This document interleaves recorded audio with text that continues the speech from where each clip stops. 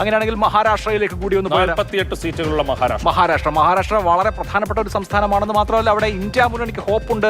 BJP നേരത്തെ പരാജയം മണത്ത് അതിന് അനുഗുണമായ സ്ട്രാറ്റജി ഉണ്ടാക്കിയിട്ടുള്ള ഒരു സ്ഥലം കൂടിയാണ് മഹാരാഷ്ട്രയിൽ എന്താണ് സംഭവിക്കുന്നത്? മഹാരാഷ്ട്രയുടെ സീറ്റ് പ്രൊജക്ഷൻ എങ്ങനെയാണ്? ഇപ്പോൾ വരും സ്ക്രീനിൽ. മഹാരാഷ്ട്രയിൽ NDA 26 മുതൽ 36 വരെ, ഇന്ത്യ 13 മുതൽ 21 വരെ. അവിടെയും നല്ല മത്സരം നടക്കുന്നു. മറ്റ് പല സംസ്ഥാനങ്ങളിലും ഉള്ളതുപോലെ ഏകപക്ഷീയമായ NDA വിജയമല്ല മഹാരാഷ്ട്രയിൽ. ഇന്ത്യ മുന്നണി 13 മുതൽ 21 സീറ്റുകൾ വരെ ജയിക്കാൻ സാധ്യത ഉണ്ട് എന്ന് പറയുന്നത് ഇന്ത്യ മുന്നണിക്ക് ഒരു ശുഭപ്രതീക്ഷ നൽകുന്ന, കഴിഞ്ഞ തവണ ഇതിന്റെ അടുത്തൊന്നും എത്തിയ ഒരു സ്ഥലമല്ല.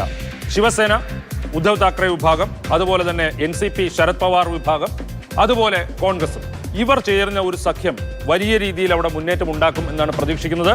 ഇതിനോടൊപ്പം തന്നെ പ്രകാശ് അംബേദ്കറിന്റെ പാർട്ടി അതിൽ ചേരേണ്ടതായിരുന്നു.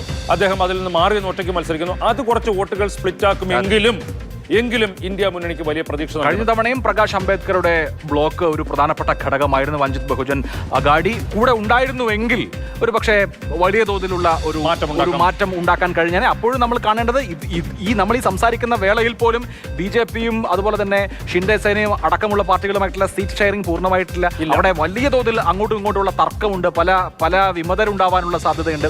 പരസ്പരം അസ്വാരസ്യങ്ങൾ രണ്ട് മുന്നണിയിലും ഉണ്ട്. അത് പക്ഷേ BJP മുന്നണിയിലാണ് കൂടുതൽ എന്നുള്ളൊരു സാഹചര്യം. അവസാനം കോൺഗ്രസ് 3 സീറ്റുകൾ ശിവസേനയ്ക്ക് വിട്ടു നൽകിയതിൽ കോൺഗ്രസിനുള്ളിൽ അഭിപ്രായ വ്യത്യാസങ്ങളുണ്ട്. അങ്ങനെ കലങ്ങി മറിഞ്ഞിരിക്കുകയാണ് മഹാരാഷ്ട്രത്തിന്റെ രാഷ്ട്രീയം. എന്തായാലും ഇന്ത്യ മുന്നണിക്ക് NDAയെ ഇഞ്ചോടിഞ്ച് പിടിക്കാൻ കഴിവും സ്വാധീനവുമുള്ള ഒരു സംസ്ഥാനമാണ് മഹാരാഷ്ട്ര. അവിടെ എന്ത് സംഭവിക്കുമെന്ന് നമ്മൾ അന്തിമമായി അറിയാൻ കാത്തിരിക്കണം. എന്തായാലും ഇപ്പോഴത്തെ നിലയിൽ കുറച്ചു മുൻപിൽ NDAയാണ് മഹാരാഷ്ട്രയിൽ. അതാണ് മാതൃഭൂമി ന്യൂസ് PMark അഭിപ്രായ സർവേ പറയുന്നത്.